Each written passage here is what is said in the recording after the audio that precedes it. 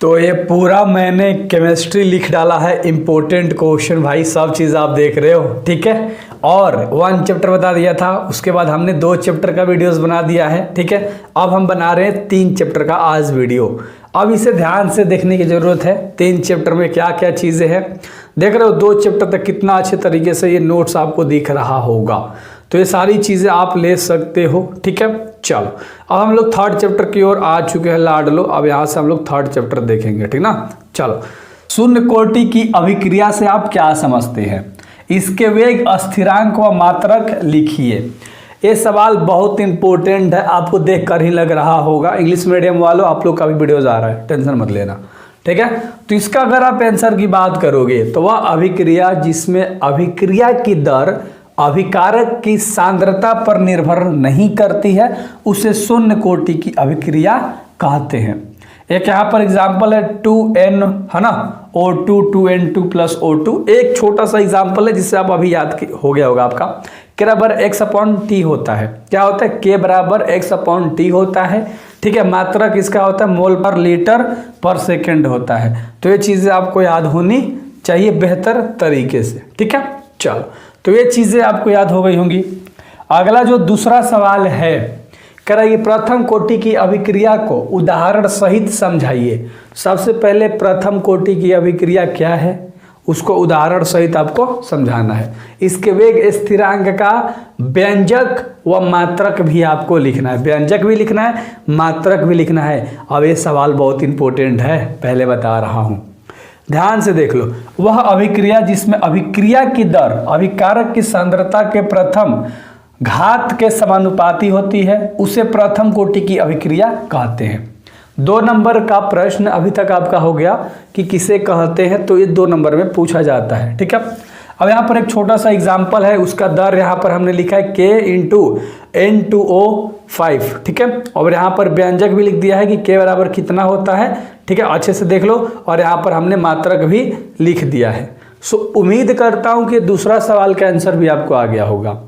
अगला सवाल की तरफ हम लोग बढ़ते हैं, है ना। अगला सवाल ध्यान से, 3रा नंबर का सवाल है, इसे ध्यान से देखना, सब्सक्राइब जरूर करना, मेहनत लगी है, सारा चीज़ लिखा है, पढ़ा है, प्रीवियस ईयर एनालिसिस करा है। लगा कि मेरे को ये क्वेश्चन बहुत इंपॉर्टेंट है, बहुत ज़्यादा मतलब हेवी डाउन्स वाला, मतलब क्वेश्चंस जो हैं आने के चांसेस एग्जाम में ज़्यादा हैं, तो इस तरह से मैंने ये सारी चीज़ें लिख रखी है।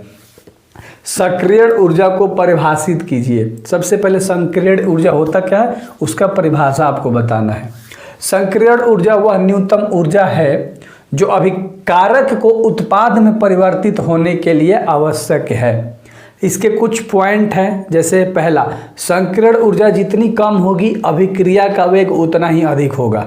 दूसरा पॉइंट, ताप बढ़ाने पर सक्रिय अणुओं की सांद्रता में भी वृद्धि होती है, यानी बढ़ोतरी होती है, जिसमें प्रक्रिया का वेग बढ़ते जाता है, ठीक है। और इसका तीसरा पॉइंट है कि जब सक्रिय अणु परस्पर टकराते हैं तो सक्रिय संकुल मध्यवर्ती यौगिक बनता है। सो उम्मीद है कि आपको ये 3rd पॉइंट 1 2 3 याद हो गया होगा। एंड यहाँ पर थोड़ा सा एक छोटा सा डेफिनेशन था, परिभाषा था, ये भी याद हो गया होगा।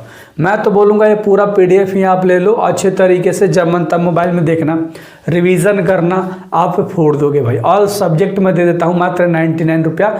ये 2025 में बोर्ड देने वाले बच्चों के लिए इंपॉर्टेंट है, ठीक है, आराम से ले लेना। चलो, करें अभिक्रिया की कोटि तथा आणविकता में अंतर लिखना है। अभिक्रिया की कोटि तथा आणविकता में अंतर लिखना है। तो एक तरफ अभिक्रिया की कोटि है और एक तरफ अभिक्रिया की आणविकता है। सबसे पहला पॉइंट देखेंगे, अभिक्रिया की कोटि 0 हो सकती है, लेकिन अभिक्रिया की आणविकता 0 नहीं हो सकती है। पहला याद हो गया कि अभिक्रिया की कोटि 0 हो सकती है, यानी 0 हो सकती है, लेकिन अभिक्रिया की आणविकता जो है वो 0 यानी कि 0 नहीं हो सकता है। सो पहला पॉइंट अच्छे से याद हो गया होगा। दूसरा पॉइंट, अभिक्रिया की कोटि भिन्न एवं ऋणात्मक होती है, यानी अलग अलग होती है, लेकिन ऋणात्मक होती है, माइनस वाला, निगेटिव वाला। वहीं अभिक्रिया की आणविकता धनात्मक होती है, प्लस वाला, और ये पूर्णांक होता है, पूर्ण सर ना, तो अच्छे से याद रख लेना। चलो अगला सवाल, 3रा पॉइंट, अभिक्रिया की कोटि प्रयोग द्वारा ज्ञात किया जाता है, यानी एक्सपेरिमेंट करके, प्रयोग करके अभिक्रिया की कोटि आप निकाल पाओगे। लेकिन वहीं अभिक्रिया की आणविकता उसकी क्रिया विधि द्वारा ज्ञात किया जाता है, यानी कि क्रिया के विधि द्वारा। यहाँ पर एक्सपेरिमेंट करके, लेकिन यहाँ पर हम लोग कार्य करके, कार्य दिखा के, एक्टिविटी करके, ठीक है। चलो चौथा पॉइंट के ऊपर हम लोग बात करते हैं। अभिक्रिया के वेग को प्रभावित करने वाले अभिकारक अणुओं की संख्या अभिक्रिया की कोटि कहलाती है। एक बार और देख लो कि अभिक्रिया के वेग को प्रभावित करने वाले अभिकारक अणुओं की संख्या अभिक्रिया की कोटि कहलाती है। याद रख लो, डेफिनेशन के तौर पे भी आप लिख सकते हो, डेफिनेशन के तौर पे। चौथा पॉइंट है कि अभिक्रिया में भाग लेने वाले अभिकारकों के अणुओं की संख्या अभिक्रिया की आणविकता कहलाती है। सो उम्मीद है कि आपको ये अच्छे से याद हो गया होगा, है ना। एक बार और देख लो भाई, स्क्रीनशॉट कोई लेता है, कोई नोट्स नहीं ले रहा होगा तो स्क्रीनशॉट लेगा, ले लो भाई, फिर यहाँ से एक बार ले लो। चलो अगला जो सवाल है 5 नंबर का, आर्हेनियन समीकरण को प्रयुक्त के साथ लिखिए। आर्हेनियन समीकरण को प्रयुक्त के साथ लिखना है, यानी आपको बता देना है आर्हेनियन समीकरण होता क्या है।